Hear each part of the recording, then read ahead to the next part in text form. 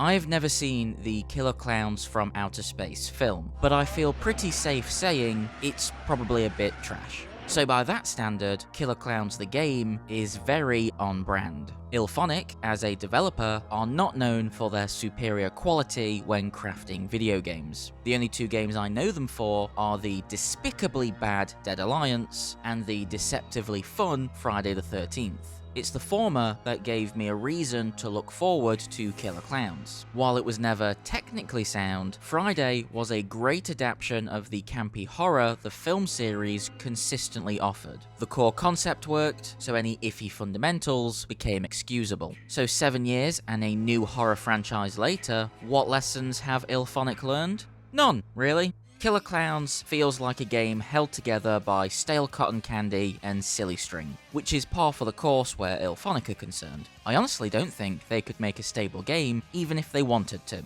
Luckily for them, they do have a knack for keeping the jank cosmetic and not game breaking, something which it shares with its Friday predecessor. The core concepts from Friday remain, that being several survivors try to find items and escape a map through one of many exit points, while also trying not to get murdered. The main change up this time is the numbers. We still have 7 survivors, but now they have to contend against 3 killers. It's not a fresh change up. We already saw the Texas Chainsaw game masterfully handle the balance between victims and killers, and honestly, it's also not a welcome one. It's obvious from the start that genuine horror was never the point of this franchise, which is completely fine so long as something else creative fills in the gap. You'd assume in this case, it'd be comedy. Well, if you thought that, you'd be a fucking clown, because honestly, for a game about killer clowns from space, it's just not very funny. Its humor is basically just 80s teen stereotypes, and the clowns pulling silly faces. That might be true to the film it's based on, but that doesn't make it funny there either. With an IP this stupid, there should be a billion different opportunities for some dumb humor, but there's just no creativity put into that aspect of the game. Take the dull kill cinematics, for example. In Friday, they were so thought out to the point they got beloved Jason actor Kane Hodder in the studio to do the motion capture so that they felt true to the character, but more importantly, satisfying to watch. You know, in that messed up kind of way. After all, anyone playing the game long term was going to be watching them quite a lot. The Killer Klowns kill animations, on the other hand, are kind of pedestrian in comparison to that. They're not goofy or over-the-top violent, and there's nothing visceral about them to make them grossly enjoyable, which makes them more of an annoyance as opposed to a gory treat for whoever manages to pull them off. And more often than not, they're sort of a ball ache since they give the other survivors not being murdered time to run away. That was probably a purposeful choice for the sake of balancing, but it comes at the cost of making the game more of a chore to sit through. And that's unfortunately not all I found lazy about the game's design choices. The maps, just like the characters, also seem like caricatures of locations from a film that probably didn't give a shit about compelling locations. It's not for a lack of variety though. Killer Klowns has a decent range of maps at launch, which isn't something you could have said for Friday or games like the Texas Chainsaw Massacre. Again, the issue stems more from a sense of blandness. Say what you want about the generic Camp Crystal Lake maps from Friday, they had character. More importantly though, they made logical sense when learning layouts. Memorable micro areas with unique uses made navigating a huge gameplay aspect all on its own. And the Texas maps are beautifully designed to make learning the various nooks and crannies mandatory for anyone hoping to escape. Killer Klowns doesn't have any of that though. It all feels thrown together without any mindfulness. There's something to be said for knowing ways to cut off survivors or hidden areas to evade clowns, but they're totally obvious to see regardless of how many times you replay a map.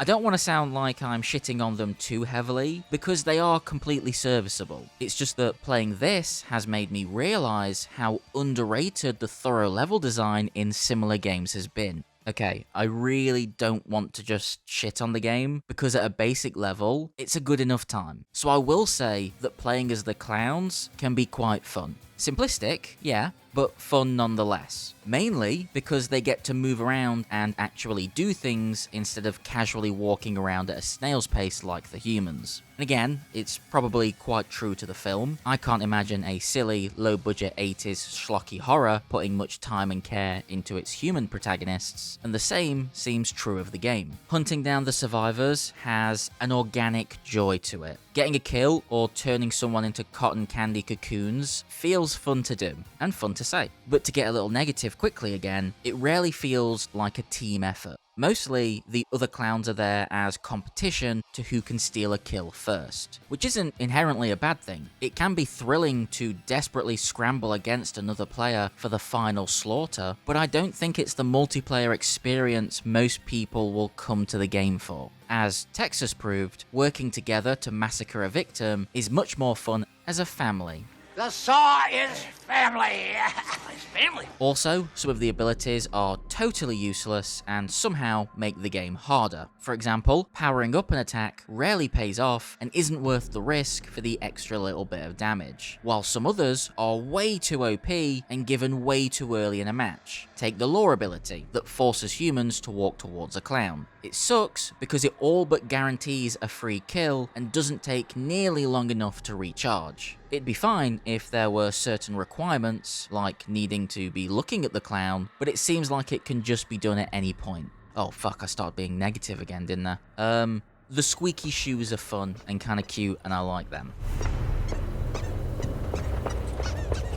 On the human side of things, a disregard for detail makes the game feel closer to a low-budget asset flip than a title worthy of £30+ and, I guess, an established IP. A lack of animation variety adds a lot of unneeded jank and ruins any immersion since the humans don't seem to care about the big scary murdering clowns turning them into cotton candy. If the game can't be asked to make the character models invested in the world, why on earth should I care? As a game, it actually feels like it has much more in common with Dead by Daylight, mostly because the gameplay involves holding buttons to achieve objectives and getting trapped on hooks. So the similarities aren't subtle, yet it lacks the simple intensity that made Dead by Daylight exhilarating. It does, however, mean it's exposed to the same issues. Things like the killer camping at the hooks for the brief time it takes a player to die being just as big a mood killer here. Except now, there's 2 more clowns running around, so you're not even given a reprieve if you're not the one on the hook.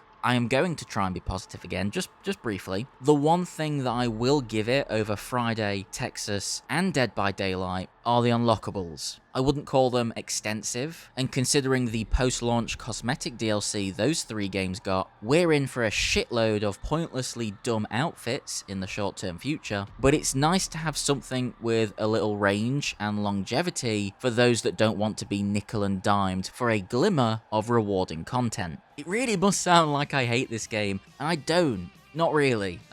It fits neatly into that it's fine category. Nothing it does is outright unforgivably bad. There are plenty of oversights that keep it from being worth playing over any of the other isometric multiplayer horror games. The Friday the 13th game made me want to watch the films. The same with the Texas Chainsaw Massacre game. And if there was a Dead by Daylight film, it'd probably be the same for that too. I've never seen Killer Klowns, and going off the game, I'll never want to. There's nothing overly wrong with it, so anyone that loves the genre and is getting tired of the alternatives will likely find some fun, like I did, but £35 is probably a bit much, and I think, like Texas, this game would have really benefited from going straight to Game Pass. But now I want to know what you guys think about Killer Klowns. Is the film as bad as I think it is? Do you feel differently about the game? Please feel free to let us know any and all that down in the comments. While you're at it, we'd love if you liked and subscribed. We also have a Patreon for anyone that wants to be amazing and support the channel making future content. Regardless of all that though, we already love you for getting this far in the video. Thanks for watching and cheers.